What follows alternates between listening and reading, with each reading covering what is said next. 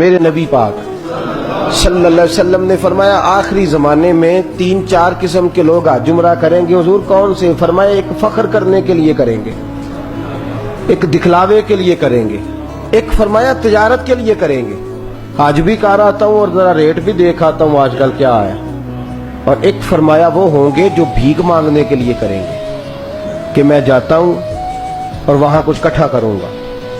فرمایا یہ سارے غلط ہیں یا اللہ یا رسول اللہ. پھر فرمایا کچھ امیر بھی ہوں گے عمرہ کرنے والے جو سیر کی نیت سے جائیں گے. ہم نے دیکھا ہے معاذ اللہ تعالیٰ آج کے موقع پہ کہتے میں جدے چلا اتھے کی کتنے سمندر رہتے, میں کیا ہوتے پاکستان بھی ہے.